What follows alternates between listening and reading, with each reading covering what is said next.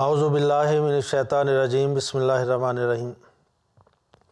Draga braćo i sestre, prošli put mi smo odgovorili za vaše pitanje.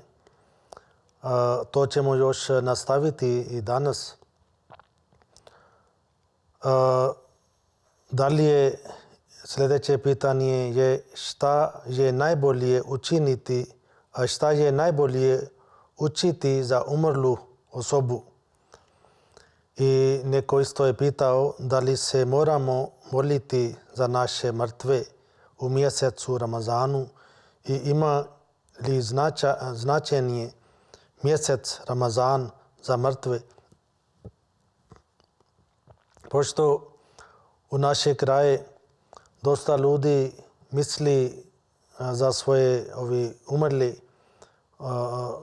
tokom mjesec Ramazan, ali šta se tiče učenja Kur'ana ili učenja Jasina, Fatihe, Hatme i slično za duše umrli, najbolje je postupiti onako kako je po tom pitanju radio poslanik sallallahu alejhi ve sellem.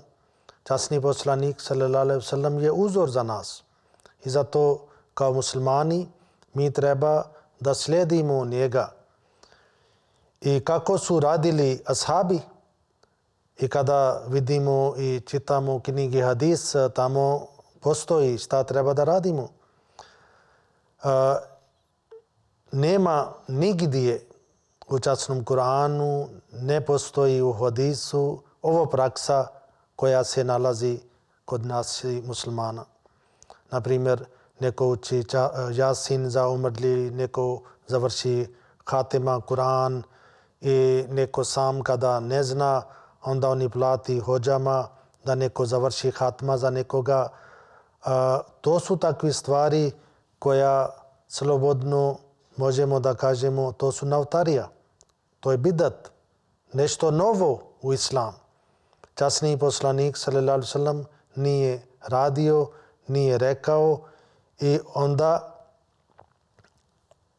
neki ljudi su počeli, ali to su počeli poslije nekoliko stoljeća.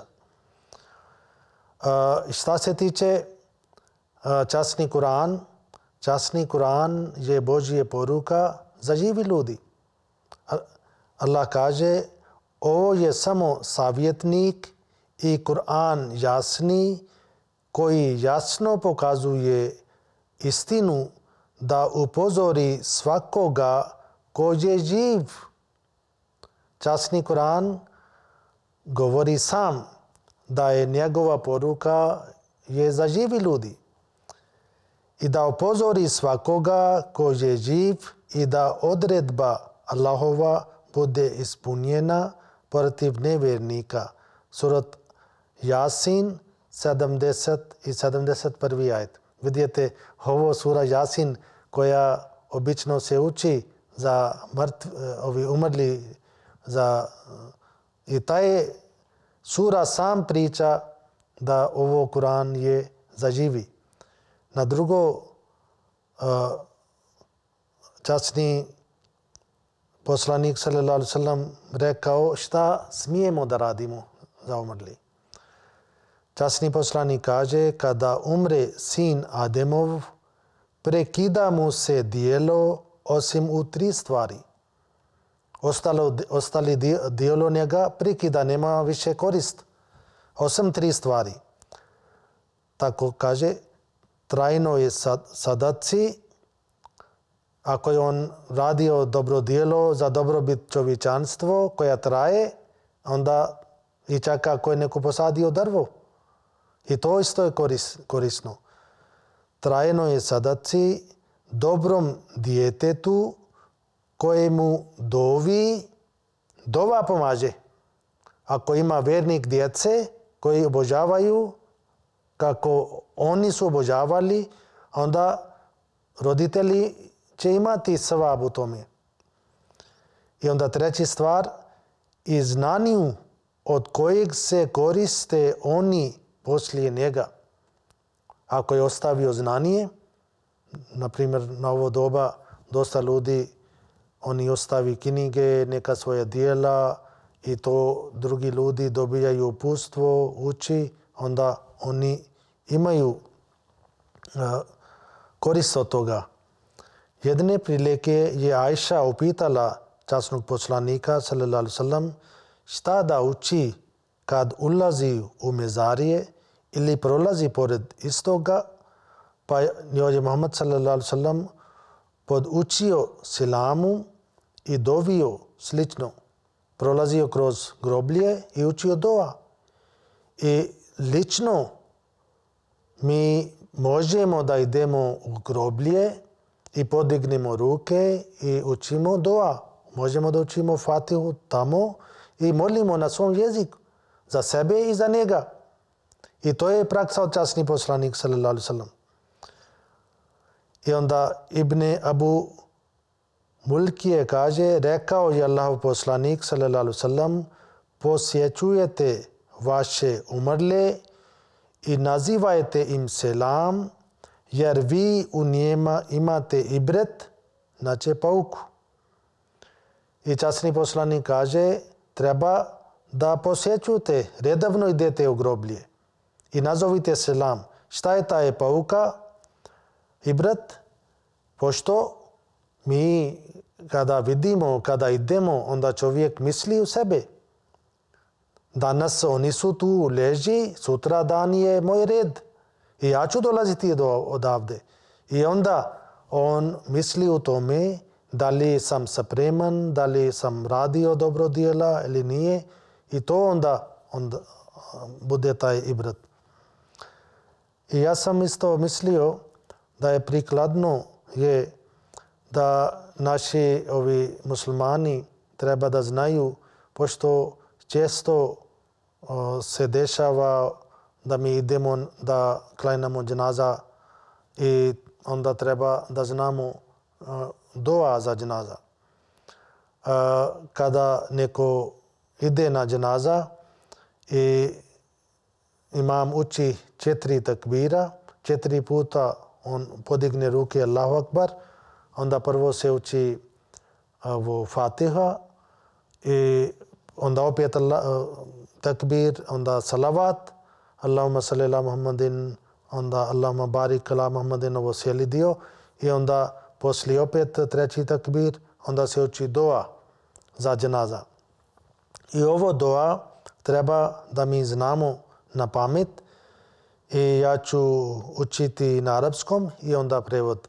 Tako se glasi: Allahumma gfir li hayyina wa mayyatina wa shahidina wa ghaibina wa saghirina wa kabirina wa zakarina wa unsana. Allahumma man ahyaytahu minna fa ahyihi alal islam wa man tawaffaytahu minna fatawaffahu alal iman. Allahumma la tahrimna ajrahu wa la taftinna ba'dahu. Prevod tako se glasi: Allahu moj, oprosti našim živima. Idemo na dženaza i prvo tražimo oprost za sebi, oni koji su živi.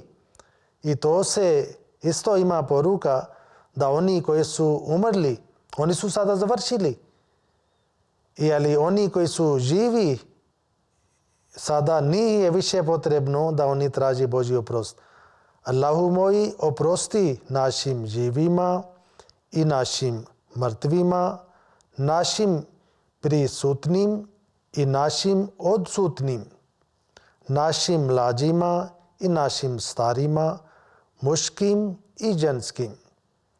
Allahu, onoga koga poživiš među nama, učini da živi u islamu. Opet ovdje prvo je prednost oni koji su živi.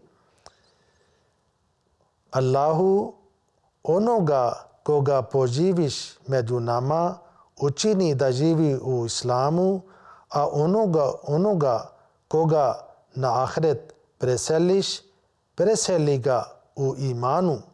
Allahu, ne uskrati nas tvojih nagrada njemu i ne skreni nas sa pravoga puta poslije njega.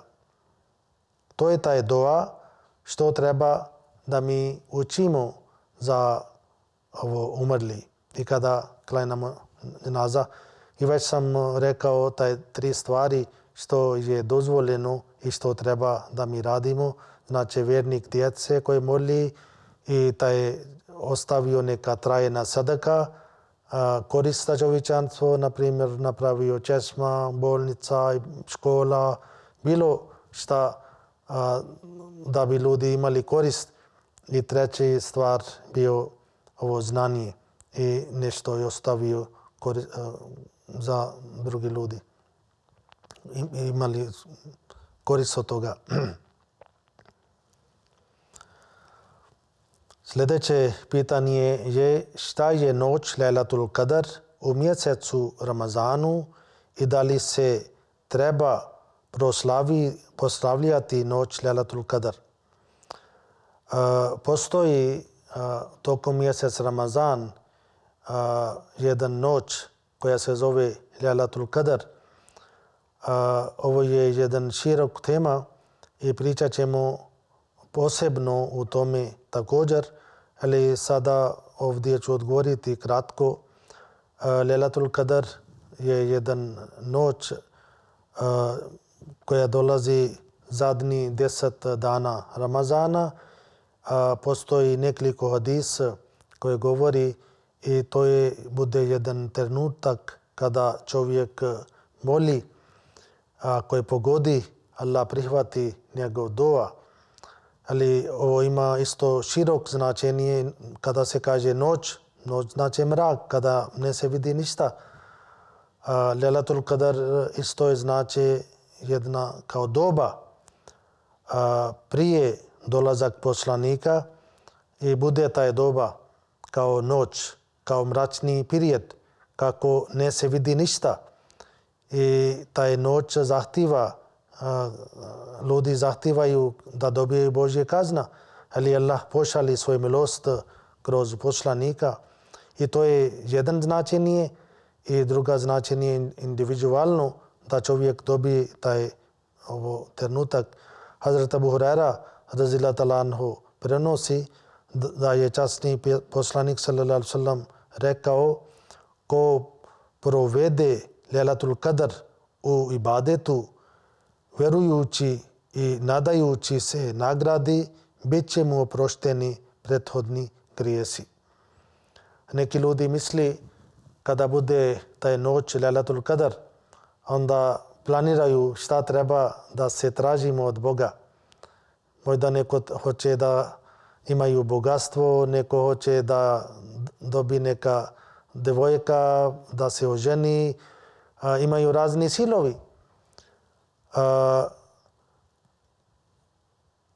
Hazrat Aisha radhiyallahu ta'ala anha pričala, možda to je sljedeći hadis, gdje je časni poslanik sallallahu alejhi ve sellem govorio šta treba da radite. I rekao tražite Lejlatul Kadar u neparnim noćima posljednjih 10 dana Ramazana. Isto je poslanik sallallahu alejhi ve sellem rekao kada znate da ovo je noć Lejlatul Kadar, onda tražite i molite Allahumma innaka afuun tuhibbul afwa fa'fu anni. O naš gospodar, ti voliš oprost, neka nas oprostiš. Znači, ovo je dua što treba da čovjek, jedan vjernik, moli kada on nađe taj trenutak. I kao sam rekao, ovo ćemo pričati posebno tema i onda tamo reći ću još neke stvari. Sljedeće pitanje je kada je najbolje da se da sadaka siromaha prije Bajram namaz ili poslije Bajrama.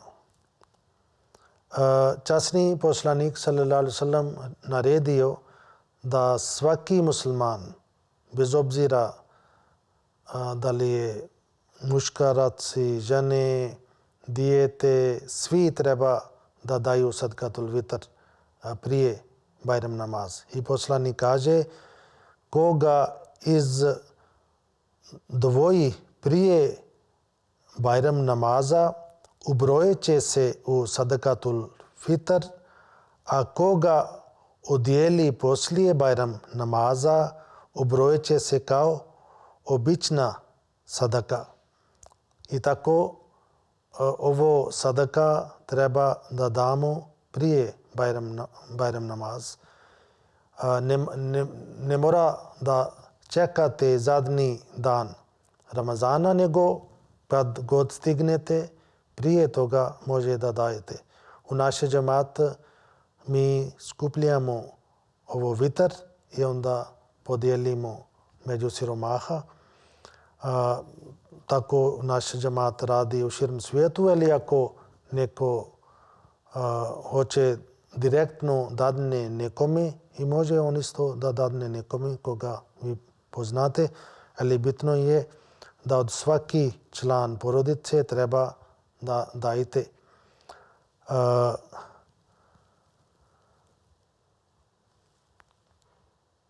Onda kliko u doba časni poslanik sallallahu alejhi ve sellem ljudi su dali nešto poput kao brašno i neki takvi stvari, 3 kilo bio.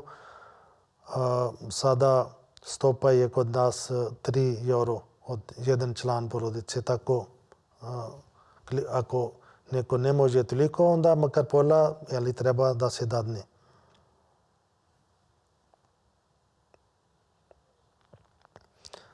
Još ovo pitanje je kako je bolje kad se klanja namaz, mora da se čuje dars imama ili poslije njegovog darsa govora da se klanja.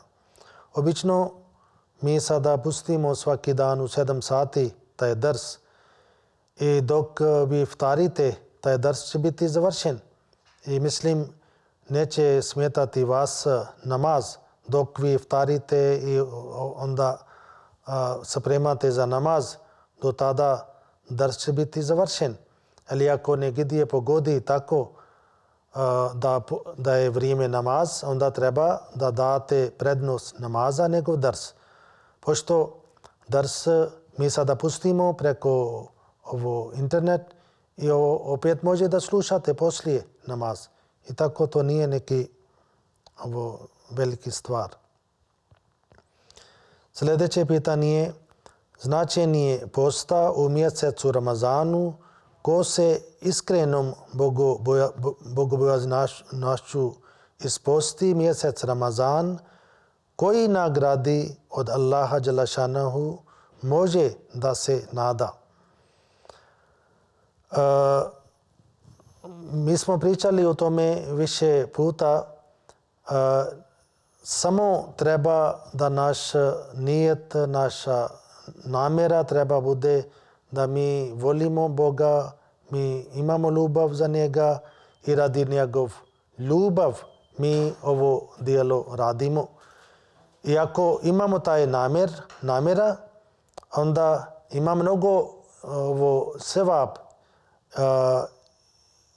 Na primjer, Hazrat Abu Hurajra radijallahu anhu prenosi da je poslanik sallallahu alejhi ve sellem rekao ko isposti Ramazan sa čvrstim imanom, vjerom i čvrstim iman na Allah, nadajući se samo Allahovoj nagradi, bit će mu oprošteni grijesi koje je prije učinio. Ovo je Buhari.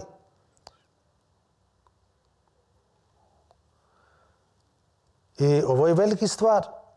Čovjek je slab i svaki dan mi grešimo. I ovdje imamo sada prilike da dobijemo Božji oprost. I ako bi mi služili Božji oprost, ali ako bi dobili Božji oprost, i to je taj stvar, to je, ja mislim, najvelika nagrada nego od velike bogatstve.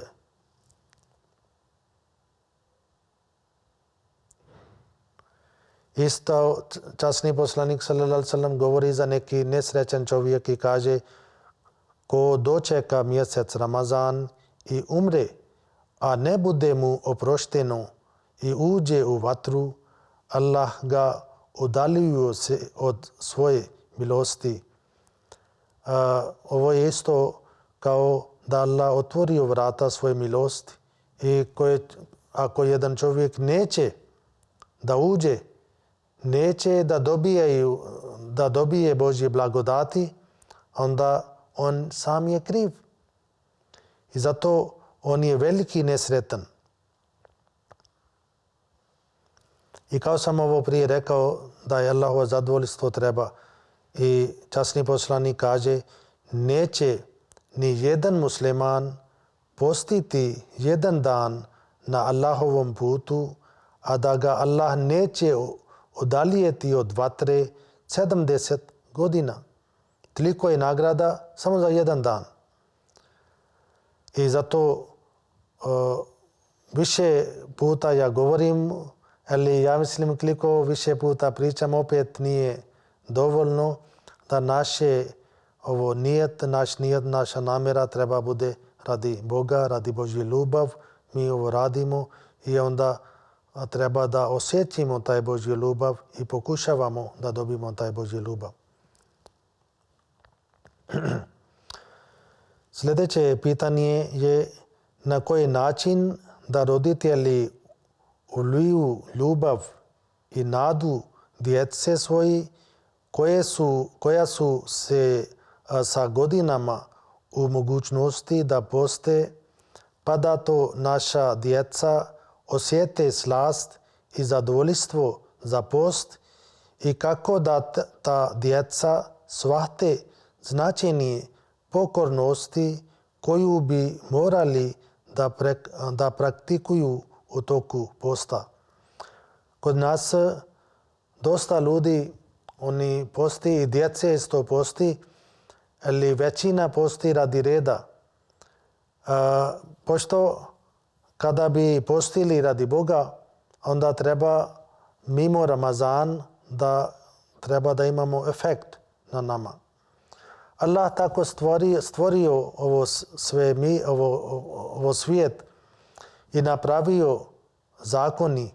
Postoji ovi prirodni zakoni, postoji također šerijatski zakoni i onda kako mi postupamo, kako mi radimo, onda dolazi rezultat. Ako bi Allah nije takav koja hoće samo da nas kazni, nego šta god čovjek dobije kazna, to bude posljedice za njegov djela. Ako jedan čovjek koristi otrov i posljedica je taj smrt. I ovo ne možemo da kažemo Allah njega kaznio, nego on tako radio i služio ovo što je on dobio. Zato kazna nije neki taki stvar koja dolazi sa vani, nego ovo je unutra, čovjek sam kako on radi i tako on dobije. I zato djece treba da naučimo šta god ti radiš, imat ćeš posljedice. Naprimjer, neki omladine, oni posti, ali kada prođe mjesec Ramazan, onda opet piju. I nisu dobili ništa od ovo Ramazan. Pošto ako su dobili pouka, ako su dobili Božje milost, onda oni bi odrekli od ovo čina. I zato djece i omladine treba da znaju, vi ste slobodni. Allah vama dao potpuno sloboda i napravio zakoni. I onda postoji posljedice šta god mi radimo. Naprimjer, mi smo slobodni, mi možemo da vozimo brzo. Koliko god hoćeš da voziš. Svaki dan slušamo kako bude neke nesreće, neko pogine, nekad mi dobimo kazna. Kada mi dobimo brzo i dobimo kazna. I to je sada su posljedice. Allah nama stvorio i dao potpuno sloboda. I šta god mi radimo, čeka nagrada ili kazna. I ta je nagrada i kazna je posljedice za naše dijelo. I zato ako držimo taj Božji propis, ako volimo Allaha, onda dobimo nagrada. I mi bi nosili svoje svetlost ili mrak odavde. I zato Allah kaže Man kana fi hazihi ama fahuwa fil ahirati ama. Onaj koji je slijep na ovom svijetu ostaće slijep i na drugom svijetu. I to je ta stvar. I zato treba da mi vidimo šta ću nositi sa sobom i šta da radim. I zato kada mi smo počeli da postimo, počeli smo da klanjamo, onda treba da nastavimo. Ovo što sam rekao za Božju ljubav treba da radimo. Časni Kur'an kaže ti reci moje obožavanje i moje žrtvovanje i moj život i moja smrt su za Allaha, gospodara svih svjetova. 6. surat, 163. ajet. I ako mi budemo na ovo nivo da postane prirodna navika da radimo dobro djela i onda mi se nadamo da Allah će oprostiti nas i mi ćemo dobiti džennet na ovom svijetu i na drugom svijetu.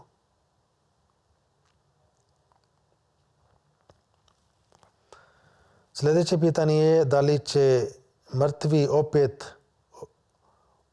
oživjeti kao što se priča mrtvi će oživjeti i kako će se oživjeti sa tijelom ili duhom. Časni Kur'an govori u tome da svaka duša, kada svaki čovjek koji preseli na ovom svijetu, opet postoji život poslije smrt i taj život nije tjelesno, nego to je duhovni život. I Allah kaže u časnom Kur'anu mi smo odredili smrt među vama i nas ništa ne može spriječiti da promijenimo vaše oblike i da vas uzdignemo u obliku koji vi ne znate. Ovdje Allah kaže i vas uzdignemo u obliku koji vi ne znate. Znači, to je takav vrsta život, neće biti tjelesna i kaže vi ne znate. A šta se tiče tijela, to je kada mi vidimo postane kao ovo prah i ništa ostane, samo kosti. Ali tako je Božje naredba da postoji život poslije smrt i to je duhovni život i tamo svaka duša će dobiti nagrada ili kazna, ili kao sam prije govorio, to je posljedice za naše djelo.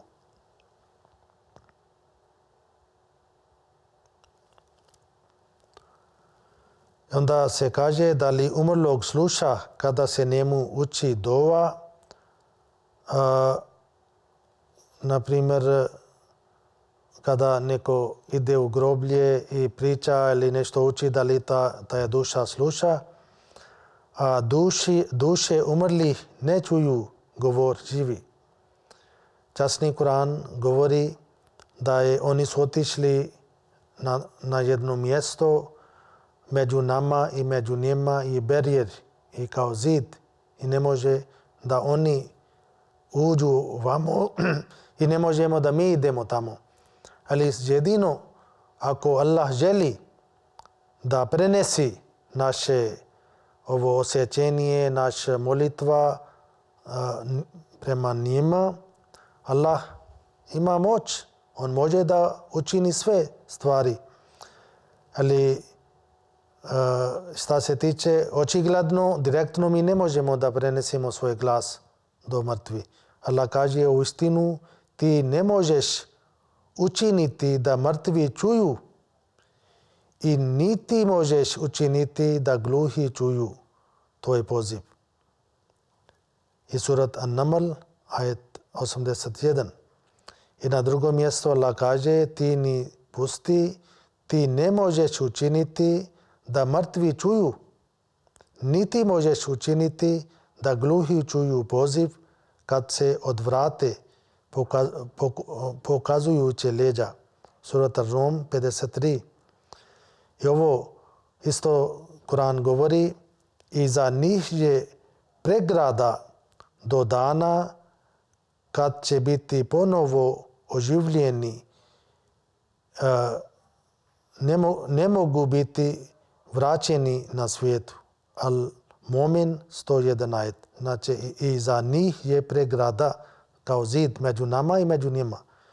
I tako, ali nama je bio rečeno da mi treba da molimo za njih, to je naš dužnost i to treba da mi molimo i tražimo Božji oprost za nas i za njih.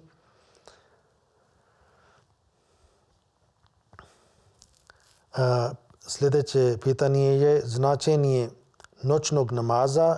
Iako se klanja travi namaz, narod izbjegava se izgovorom da ako je klanjao teravih namaz, nije toliko obaveza klanjanje tahadžud namaza. Malo prije smo pričali o tome isto.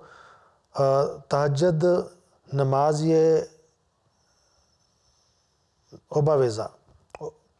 A teravih namaz je olakšanje za tih ljudi koji ne može da stignu da probudi na pola noć i onda za njih Hazrat Umar radhiyallahu anhu on napravio olakšenje da može da klanjaju zajedno, da slušaju Kur'an. Ali tahadžud namaz ima više svoje blagodati, kao časni Kur'an kaže, i ustani radi toga Kur'ana u kasnom dijelu noći i klanjaj tahadžud, noćni namaz, kao dobrovoljeni ibadet, nafil za tebe. Ovo je dobrovoljeni namaz, ali ima mnogo nagrada. Može biti da je tvoj gospodar uzdigne na uzvišeno položaj. I tako bolje ako klanjate travi namaz i opet treba da se trudimo da ostanemo na tahadžud i da klanjamo tahadžud namaz također. I ako ne stignemo 8 rekata, makar treba da klanjamo 2 ili 4 ili nešto treba. Da ne samo ostanemo radi suhur i da ne klanjamo nafil i opet samo jedemo i klanjamo sabah. Nego da ostanemo malo ranije i oni koji imaju mogućnost da redovno ostanu na tahadžud, može da ne klanjaju travi namaz, nego da ostanu na tahadžud i klanjaju tahadžud namaz. Ali ako neko stigne na oba mjesta, to je više vrijedno. Ali, kao sam rekao, treba najmanje da klanjamo nešto. Ako ne stignemo, onda klanjamo 2 ili 4 ili 6 ili koliko. Ali ako ne može svaki dan, zbog posao i onda makar na vikend treba da klanjamo tahadžud namaz.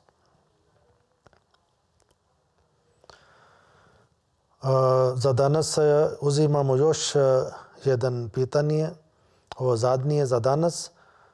Značaj učenja jednog džuza dnevno i koja osoba nije u mogućnosti da prouči i na arapskom i na svom maternjem jeziku, šta je priječe učiti na arapskom ili maternjem jeziku. Časni Kur'an je poruka od Boga i ta je poruka Allah poslao prema nama i mi smo dužni da učimo to isto kao dobimo neka pismo i na ovo doba mi dobimo svaki dan razni poruke. I koliko brzo otvorimo na WhatsApp ili na Viber i onda gledamo šta je neko je poslao. I časni Kur'an je Božja poruka prema nama. I bolje bi bilo da učimo na arapskom jeziku i isto treba da znamo prevod.